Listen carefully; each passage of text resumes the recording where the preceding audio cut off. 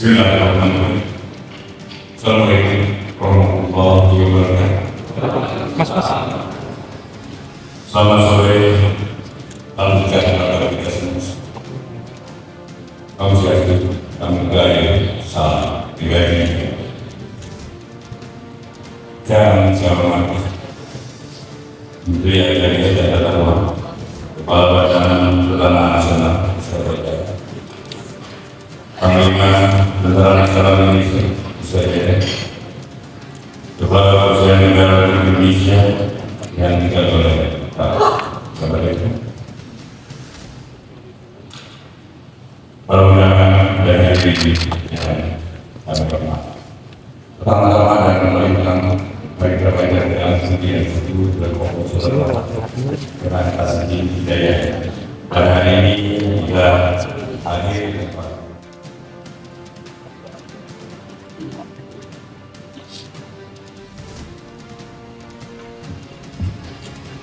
Bismillahirrahmanirrahim. Assalamualaikum warahmatullahi wabarakatuh. Salam sejahtera dan kebahagiaan. Halo, Swastiastu, Namo Buddhaya, Salam Kebajikan. Terima kasih. Terima kasih kepada saudara seluruh dunia. Permasalahan juga apapun salah satu karya yang akan disampaikan presiden Pak Anda dengan kemampuan dalam 79 alasan yang dikatakan presiden di pemerintahan. Selaku Kepala Kepolisian Negara Indonesia, terima kasih atas apresiasi segini ini pada menetapkan KPN dan Panglima ini atas pemberian kepada dan diterima pada seluruh usul yang berhasil menuntaskan pasti serta memproses dan menyelesaikan permasalahan. Kita semuanya, salam Om Swastiastu, Namo Buddhaya, Salam Kebajikan. Yang terhormat Bapak Menteri Agraria dan Tata Ruang, Bapak Badan Pertahanan Nasional, Bapak Sekarang TNI Purnawirawan Budi Cahyanto, yang saya hormati Kepala Kejaksaan Agung Republik Indonesia, Bapak Profesor Dr. Muhammad Zainal, yang saya hormati Kabar Eskrim yang mewakili Kapolri, Kaso, dan para pejabat utama dari Kementerian dan BPN, para pejabat utama di Kejaksaan Agung, juga para peserta rakor,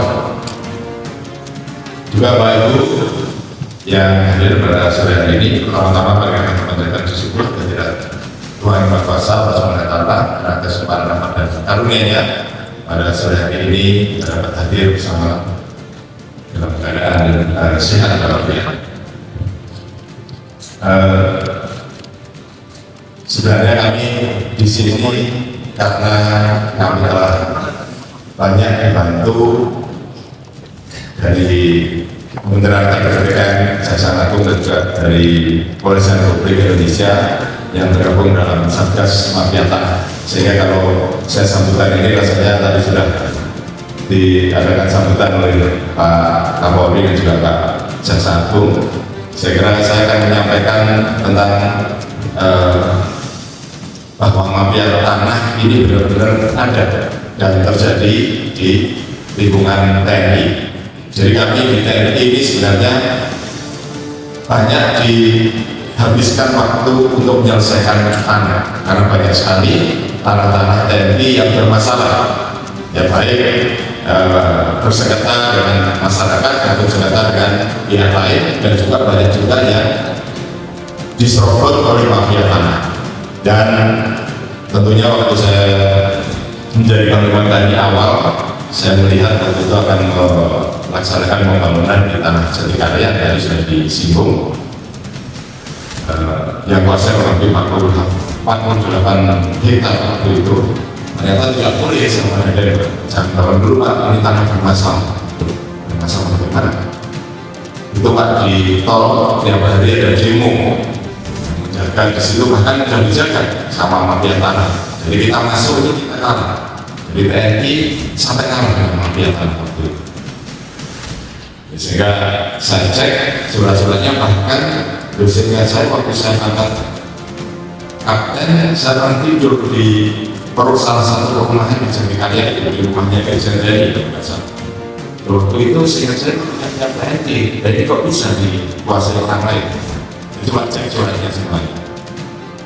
berdasar dari surat-surat yang ada, saya yakin bahwa ini adalah lahan miliknya TNI dan bahkan sudah berdiri perumahan, ada perumahan, ada kantor dan sebagainya sudah berdiri sejak tahun 2000 kalau nggak salah.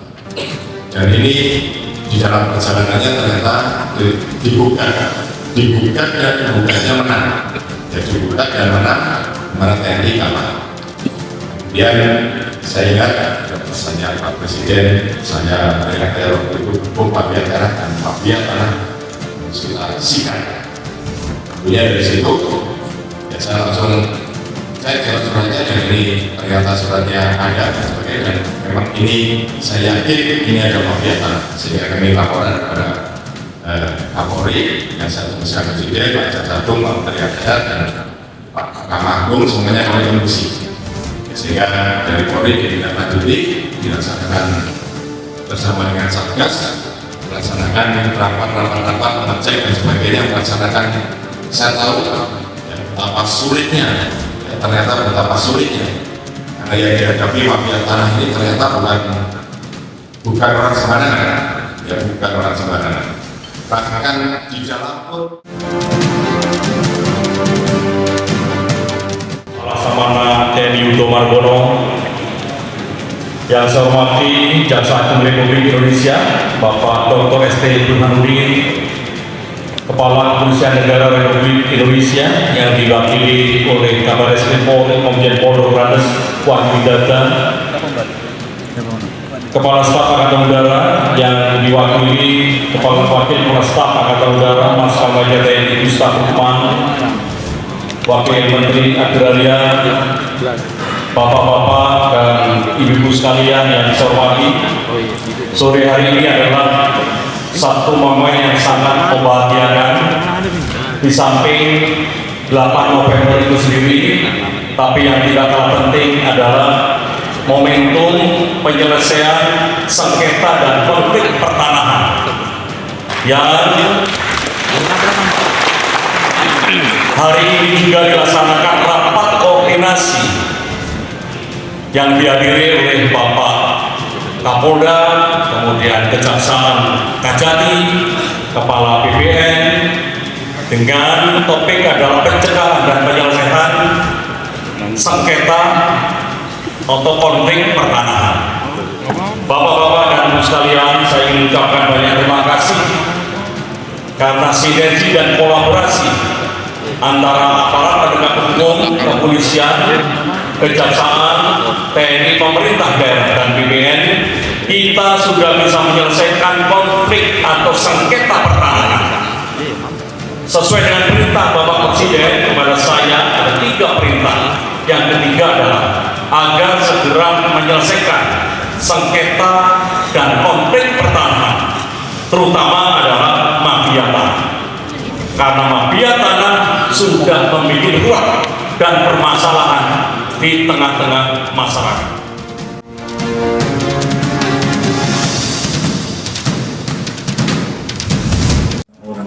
Orang-orang besar apapun, orang besar atau orang apa yang mendukung para mafia tanah ini.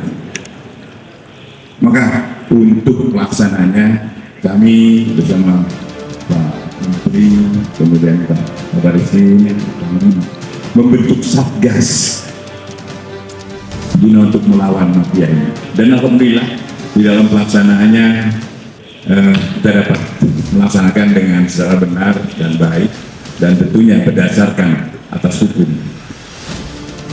Hari ini Pak Panglima dan Pak Menteri mengajak kami untuk rilis bersama, dan apabila ada hal-hal yang mungkin teman-teman perlu informasi dari kami siap untuk memberikan informasi. Demikian.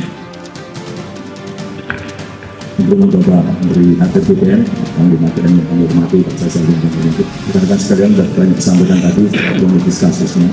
Yang pasti setelah menerima laporan polisi ini, kami juga terus langsung melakukan tindak lanjut, melakukan penyelidikan, dan dari awal kuncinya dari awal kita berkolaborasi membentuk Satgas. Itulah kunci keberhasilannya di sana. Nah, kalau berjalan sendiri-sendiri juga akan agak sulit.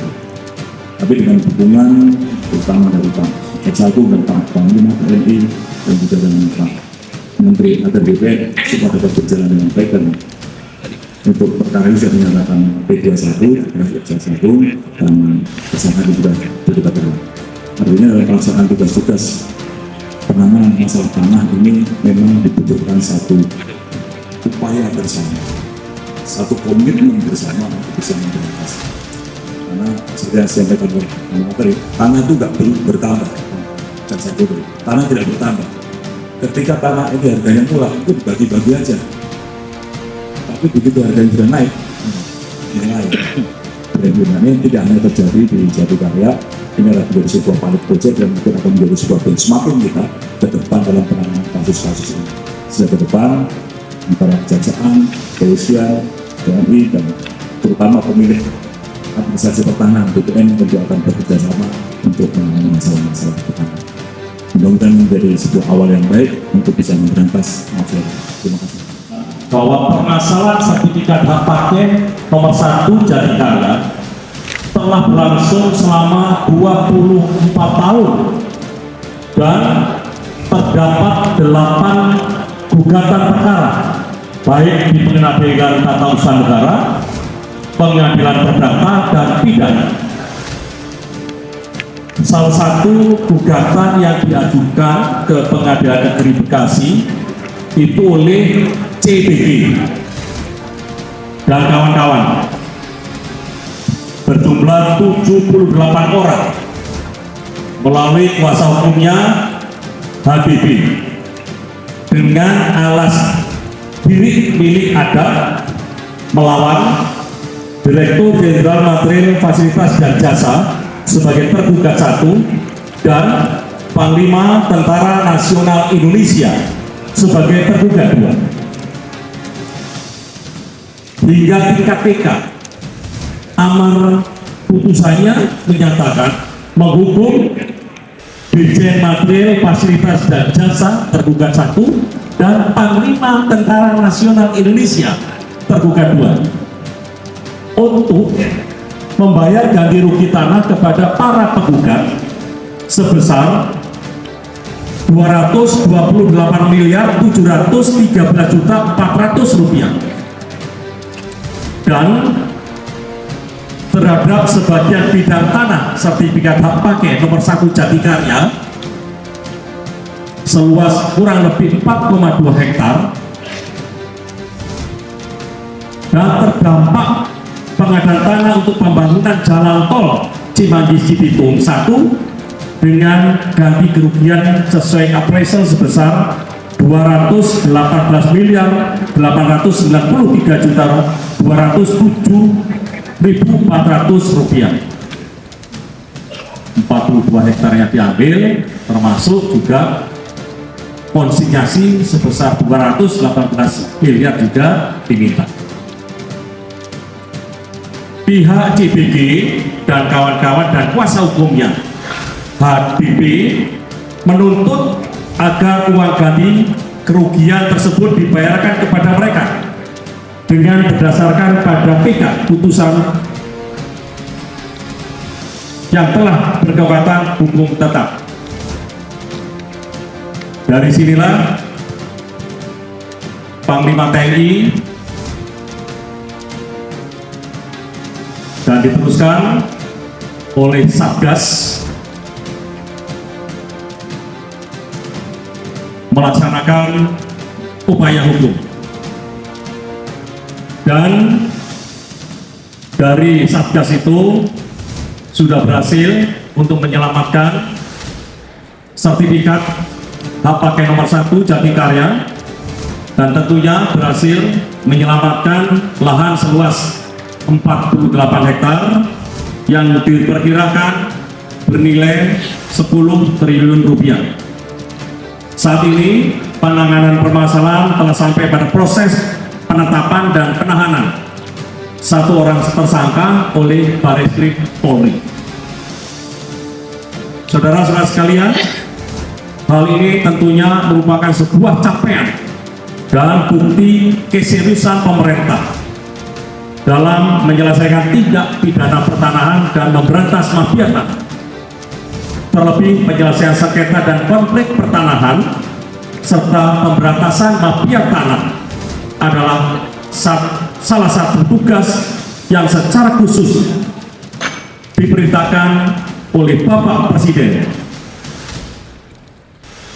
Dan ke depan, apa yang sudah kami sampaikan tadi, Kapolri, Kajagung, Panglima TNI, pemerintah, termasuk Kementerian APBN akan terus bersinergi dan kolaborasi untuk menyelesaikan permasalahan-permasalahan yang terkait dengan kasus sengketa yang dimainkan oleh para mafia tanah. Dan saya juga ingin mengingatkan kembali kepada mafia tanah yang ada di mana-mana. Kita juga harus berhati-hati dan selalu berhati-hati. Karena apa? Karena oknum-oknum yang memohon legalitas sebagai pengadu dengan menggunakan data dan dokumen palsu, ini adalah bagian dari kerja mafia tanah. Dan saya ingin mengingatkan bahwa siapa saja pihak-pihak yang berani terlibat menjadi bagian dari oknum mafia tanah. Di sini ada Kejaksaan, Jaksa Agung, ada Pak Kapolri, ada Panglima TNI. Saya ingatkan, hati-hati, hati-hati, tidak ada ampun dan akan kita gebuk. Persoalan Jatikarya adalah satu contoh, dan saya sampaikan kepada seluruh petugas ATBPN harus berani melaporkan ulang apabila ada girik atau egendong yang dilihat sesuai bukti-bukti yang ada dan dinyatakan palsu. Segera laporkan ulang. Jaksa Agung, Kepolisian Negara akan mendukung. Selanjutnya kami persilakan kepada Panglima TNI untuk menyampaikan tanggapan atau pers kepada media. Kami persilakan. Terima kasih yang terhormat Menteri ATBPN, Pak Jaksa Agung Republik Indonesia, Kabar Eskrim dan Kota Sol, dan juga pejabat dari Kementerian ATBPN dan juga dari Kejaksaan Agung, rekan-rekan media. Jadi tadi sudah disampaikan semua, saya kira dari Bapak Menteri tentang kasus tanah di Jatikarya. Jadi memang awalnya tanah Jatikarya ini saat saya melaksanakan sertijab yang lalu ada temuan dari BPK yang secara terus-menerus menjadi temuan karena memang ini tanah sudah menjadi BMN namun ada yang gugat dan TNI kalah. Nah, padahal tanah ini sesuai dengan kronologisnya pada tahun 71 ini Dephankam waktu itu membebaskan lahan milik masyarakat di Kecamatan Jati Sampurna, Bekasi. Dan PT Usaha Margahayu melalui PKS tanggal 12 Maret 72 ditunjuk untuk membebaskan lahan dan sudah selesai. Dan pada tahun 1982 Mabes TNI mulai membangun komplek perumahan Pati dan Pamen yang tadi saya sampaikan. Bahkan tahun 96 saya pernah tidur di situ. Waktu itu saya pangkat kapten dan sudah ada rumah jabatan bagi pejabat utama Mabes TNI. Dan pada tahun 92 tanah Mabes TNI telah terbit sertifikat hak pakai nomor 1 atas nama Dephan CV Mabes TNI CV Dirjen Matfas Jasa. Kemudian tanggal 23 September 96 tanah dan bangunan telah terdaftar juga. Jadi keberadaannya ini tanah mulai tahun 71 dibebaskan sampai 96 dan sebagainya sampai seterusnya adalah sudah sah.